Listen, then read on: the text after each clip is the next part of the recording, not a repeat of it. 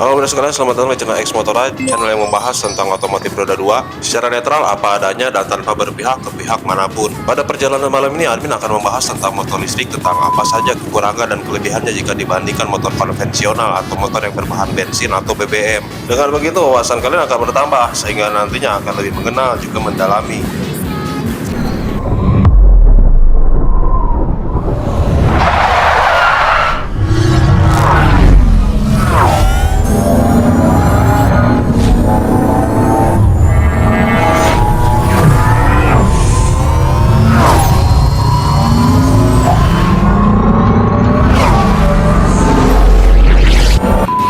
Sebenarnya pemahaman tentang motor listrik ini ada bagi dua. Yang ini untuk memahami dasar motor listrik, sedangkan yang satunya adalah sebagai atau berupa tips dan hal yang wajib diketahui oleh kalian ketika memutuskan atau berencana akan membeli sebuah motor listrik. Ya tujuannya agar kalian tidak salah pilih dan menyesal di kemudian hari. Dan linknya admin sudah sertakan di deskripsi.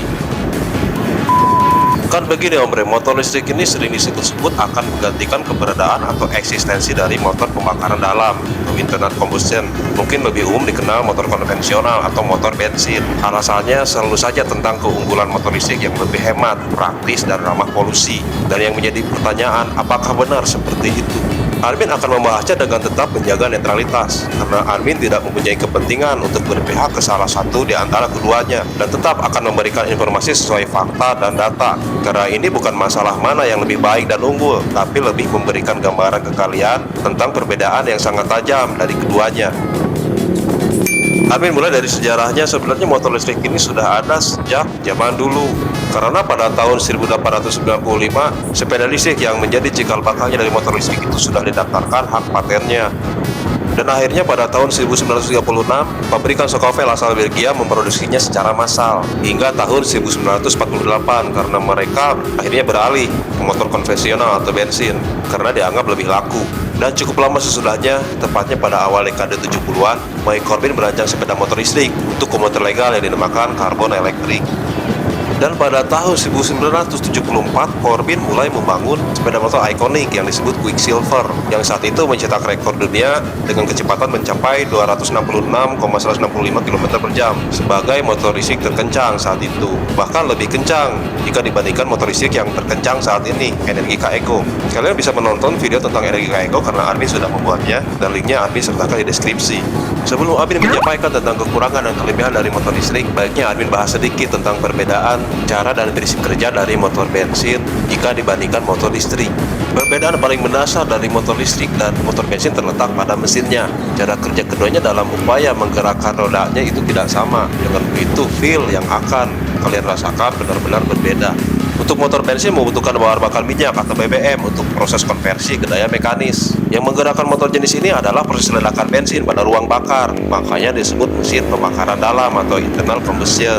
Diawali dari kerja piston pada gerakan ke bawah untuk menghisap bensin dan campuran udara masuk ke ruang mesin. Selanjutnya piston akan bergerak ke atas untuk memadatkan atau mengkompresi bensin dan campuran udara tadi. Lalu setelah padat, bensin dan campuran udara tadi ledakan busi sehingga piston akan terdorong turun sekaligus menghasilkan daya mekanis. Dan pada tahap terakhir, piston akan kembali naik untuk membuang sisa hasil pembakaran.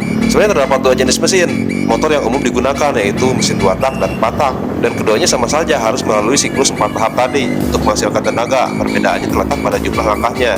Sedangkan untuk motor listrik berbeda dengan motor bensin. Motor jenis ini membutuhkan listrik sebagai sumber energinya untuk menghasilkan energi gerak mekanis, mirip perangkat elektronik lainnya yang menghasilkan gaya berputar yang sering kalian lihat di rumah kalian, misalnya kipas angin, mobil Tamiya, blender, dan lainnya. Pokoknya pada prinsipnya arus listrik akan mengalir melalui penghantar yang akan berubah kutub dari dua buah magnet sehingga terjadi gaya tarik-menarik dan tolak-menolak, jadi akan berputar. Dan prinsip kerja dari motor listrik ini secara umum dikelompokkan menjadi 3 jenis, yaitu motor DC, motor induksi, dan motor sinkron. Yang ketiganya memiliki cara kerja berbeda. Misalnya pada motor DC yang sering digunakan untuk motor listrik komuter yang sering kalian lihat di brosur saat ini. Dilengkapi dua terminal yang membutuhkan tegangan arus searah untuk membuatnya bergerak. Terdiri dari dua bagian utama yang disebut rotor dan stator. Rotor merupakan bagian yang dapat berputar dan terdiri dari kumparan jangkar, sedangkan stator adalah bagian yang tidak dapat berputar, terdiri dari kumparan medan dan rangka. Prinsip kerjanya sendiri menggunakan fenomena elektromagnet yang semuanya berawal dari arus listrik yang disalurkan pada kumparan hingga ke permukaannya atau magnet utara, kemudian bergerak menghadap ke magnet kutub selatan. Kemudian di sisi lainnya kumparan magnet selatan akan bergerak ke arah posisi magnet kutub utara. Dan ketika kedua kutub saling bertemu, utara dan selatan, maka terjadilah gaya tarik-menarik yang membuat kumparan berhenti bergerak. Dan untuk melanjutkan kembali gerakan berputarnya, arah arus pada kumparan dibalik sehingga kutub selatan akan berubah jadi utara, juga sebaliknya. Nah, karena kutub sudah berubah, maka terjadi gaya tolak-menolak dan tarik-menarik ke arah yang satunya sehingga kumparan kembali bergerak berputar. Lalu bersama dengan itu arus kumparan dibalikan lagi dan berulang-ulang seperti itu hingga aliran listriknya diputuskan atau di-cut off. Untuk motor induksi dan sinkron secara umum sebenarnya sama saja, meskipun berbeda. Untuk uraian lengkapnya kalian bisa mengunjungi website xmotorai.com karena di sana jelaskan semuanya, termasuk apa saja komponen dari motor listrik. Ya misalnya charger, baterai, dinamo, bearing, drive pulley, motor housing, brush, main shaft, rotor coil atau komutator, hingga starter coil atau armatur coil yang semuanya dijelaskan di sana. Kemudian dilanjut ke kekurangan kelebihan dari motor listrik. Ya, setiap kendaraan apapun pastinya memiliki kelebihan dan kekurangannya masing-masing. Meskipun perkembangan motor listrik ini semakin pesat, tetap saja memiliki kekurangan dari karakter bawaannya. Tapi admin akan membahas dulu 8 kelebihan dari motor listrik. Karena sumber energinya berasal dari listrik, maka tidak ada pembakaran dan ledakan pada proses menghasilkan tenaganya. Jadi tentunya pada kelebihannya yang pertama adalah mengurangi emisi dan polusi udara. Ya, karena motor berbahan bakar bensin menghasilkan emisi gas buang dari sisa hasil pembakarannya, yang tentunya akan mempengaruhi kualitas udara yang buruk. Sedangkan pada motor listrik tidak menghasilkan emisi dan gas buang. Ya karena itu tadi, tenaga yang dihasilkan bukan berasal dari pembakaran, melainkan energi listrik dari baterai. Pada kelebihan yang kedua, hemat dan irit biaya operasional. Ya seperti kalian tahu lah, harga BBM bersubsidi saat ini saja bisa dianggap cukup mahal bagi kebanyakan pengguna roda 2. Sedangkan pada motor listrik hanya umumnya ya dikenai biaya misalnya 10.000 saja untuk pengisian atau swap baterai. Bahkan ada motor listrik yang hanya sekitar 2.000-an saja untuk pengisian penuh dari baterainya. Untuk kelebihan yang ketiga adalah kebutuhan oli sangat minim. Sebenarnya motor listrik ini masih membutuhkan oli pelumas, tapi tidak sebanyak motor bensin. Jika motor bensin harus rutin mengganti oli pada setiap 2000 km misalnya, belum lagi oli gardan pada motor matic, oli rantai atau chain loop pada motor manual, minyak rem hingga oli samping pada motor 2 tak, maka pada motor listrik tidak harus seperti itu. Cukup membutuhkan penggantian oli gearbox setiap 12 bulan atau 12.000 km. Untuk kelebihan yang keempat, tentu saja tidak perlu mengantri di pom bensin. Begini, kalian pastinya tahu ini, adanya fenomena setiap BBM mengalami kenaikan pastinya berdampak pada antrian panjang di pom bensin. Terlebih saat ini ketika selisih harga Pertamax dan Pertalite cukup tinggi, maka yang tadinya menggunakan Pertamax beralih ke Pertalite dan menumpuklah semua di jalur Pertalite. Dan untuk motor listrik tidak perlu melakukan itu, mengantri sepanjang SPBU.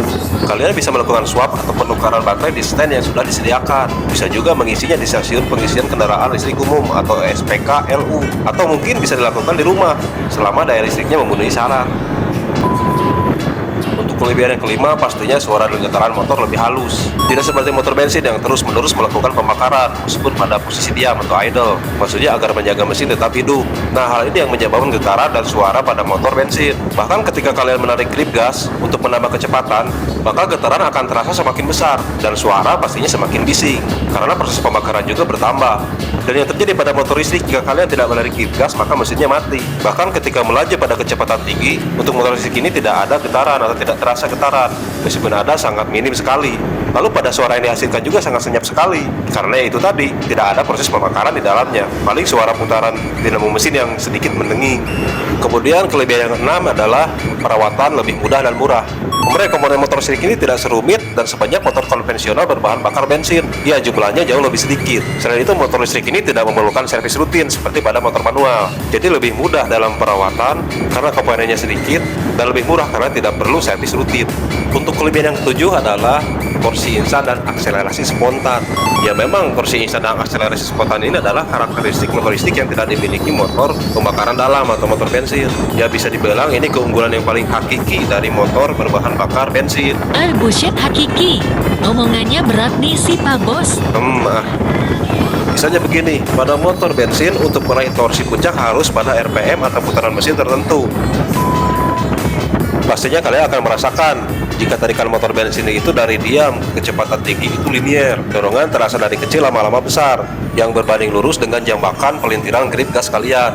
Sedangkan yang terjadi pada motor listrik begini, motor listrik akan menerima seluruh voltase dari baterai dan langsung melaju dengan kecepatan maksimal. Ya, kalian akan merasakan takat yang sangat menjambak, motor pun langsung ngacir. Kelebihan yang kedelapan adalah mengurangi beban pemerintah pada subsidi BBM.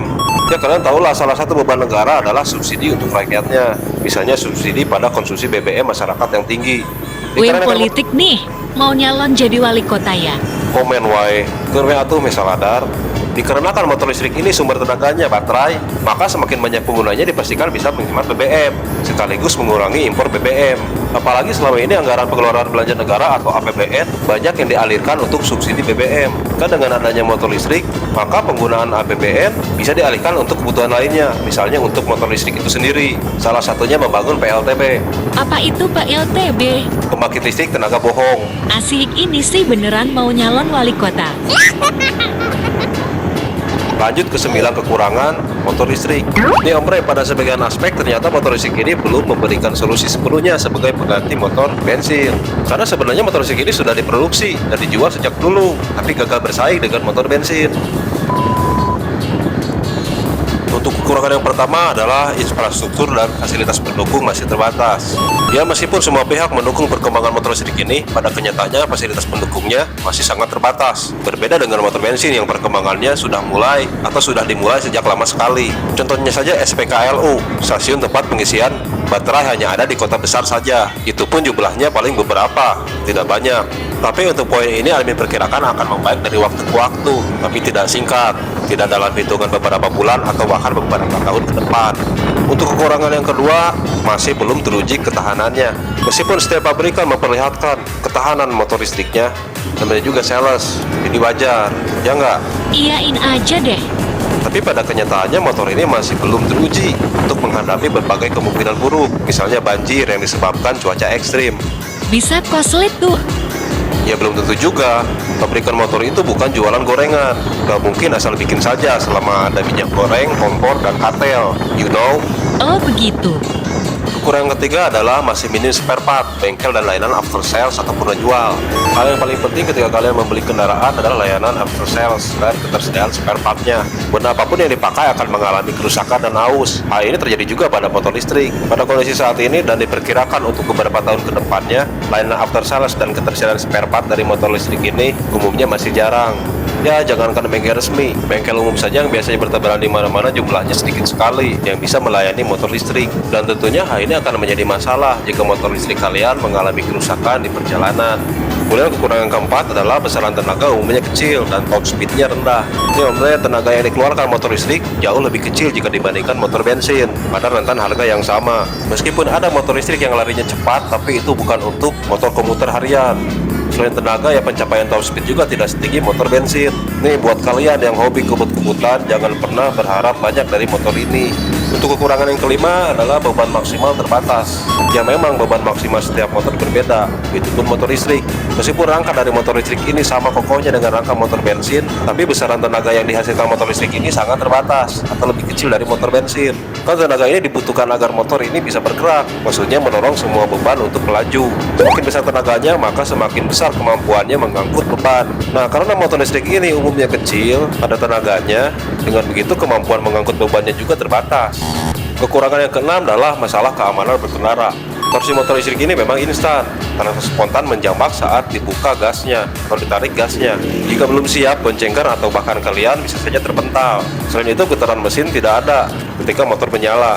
Bisa saja kalian mengira motornya mati lalu memainkan grip gasnya, dan motor pun loncat, solokan, kalian ke puskesmas. Kemudian suara senyap dari motor listrik ini juga mengundang potensi bahaya di jalanan. Pengguna jalan lain, bahkan emak-emak, anak-anak, kucing, anjing, sapi, tikus tidak menyadari keberadaan kalian. Mereka menyeberang karena mengira jalanan kosong. Ya karena memang penglihatan itu terbatas. Wajib dibantu pendengaran. Kemudian ini juga, Pada sistem rem dan gas, pada motor listrik tidak bisa digunakan bersamaan. Hal seperti ini akan menjadi masalah jika kalian terjebak di tanjakan. Pastinya kalian akan menekan lever atau tuas rem agar motor tidak mundur ke belakang. Dan untuk kembali melaju, maka kalian harus pelintir gas. Jadi dengan begitu kalian harus membuka dulu tuas remnya agar mesin hidup. Bahaya nggak menurut kalian? Pastinya iya. Ketika buka tuas rem ada kemungkinan motor mundur ke belakang, terlebih jika ditanjakan curam. Kemungkinan lainnya ketika kalian menarik gas, torsi instan, akselerasi spontan, menyebabkan motor kalian loncat, bahkan terbalik. Tapi itu sebenarnya motor listrik kuat nggak ya di tanjakan curam? Nanti kalian buktikan sendiri. Pada kekurangan ketujuh adalah harga baterai tergolong mahal. Ya ombre, keberadaan baterai pada motor listrik ini sangat vital dan penting, karena nyawa motor ini ya dari baterai itu. Dan yang namanya baterai pasti ada umur pemakaiannya. Untuk batas usianya biasanya berapa ribu kali motor itu dicas atau diisi ulang. Belum lagi kerusakan yang bukan diakibatkan dari batasan usia pemakaian. Jadi kalian harus ekstra hati-hati tuh menjaga baterainya, karena saat ini harga baterai motor listrik sangat mahal. Ada yang hampir setara, bahkan setara motornya. Ya kalau setara mah kagak usah ganti baterai, mending kilo motornya dan jual, lalu beli motor baru. Ya nggak, Met? Met, tidur kowe ya? Iya, siapa bos? Pada kekurangan yang ke-8 adalah jarak tempuhnya yang terbatas. Ya, jarak tempuh yang terbatas ini akan menjadi masalah untuk perjalanan jauh, karena pada umumnya jarak tempuh dari baterai penuh hingga habis sudah ditentukan. Itu pun jika kalian menggunakannya wajar. Kalau sering tarik gas ya cepat habis juga. Dan tidak seperti motor bensin yang bebas isi bensin jika tangkinya sudah sekarat, masih setengah. Bahkan masih banyak juga kalian bisa isi. Pada motor listrik tidak begitu. Isi ulang baterai jarang ada stasiunnya. Mau swap baterai nggak ada tempatnya. Keseringan mengisi juga berakibat cepat rusak baterainya. Serba salah kan? Intinya motor ini tidak cocok digunakan untuk perjalanan jauh. Itu saja pokoknya. Dan yang dimaksud perjalanan jauh itu bukan hanya touring keluar kota, tapi termasuk juga kurang cocok untuk keliling kota tanpa henti, misalnya Kang Ojol. Banyak kau pak bos. Kang Ojol banyak tuh yang pakai. Saya bilang kan kurang cocok, bukan nggak bisa. Jangankan ojol, untuk nyetrum ikan kali juga bisa ini motor listrik, pasti dapat banyak. Kemudian untuk kekurangan yang 9 atau yang terakhir, performa dan tenaga motor listrik ini akan turun seiring berkurangnya isi daya baterai. Ya ini memang karakter peralatan listrik atau elektronik, itu sama saja dan mirip-mirip. Performanya akan sedikit demi sedikit berkurang seiring berkurangnya isi daya baterai. Hal seperti ini harus bisa dipahami dan dimaklumi oleh pengguna motor listrik. Sebenarnya bukan hanya motor, kendaraan lain seperti sepeda elektrik, mobil listrik, bahkan hingga mobil-mobil Tamiya juga begitu. Dia sudah menjadi korlat, mau gimana lagi? Oke ombre, sekian pembahasan Alvin tentang motor listrik ini. Mohon maaf jika ada kesalahan data dan penyampaian. Jika ada sesuatu yang ingin disampaikan silahkan isi kolom komentar. Jika kalian menyukai konten ini silahkan like, follow, dan subscribe. Selalu hati-hati jalan. Sampai jumpa di konten selanjutnya.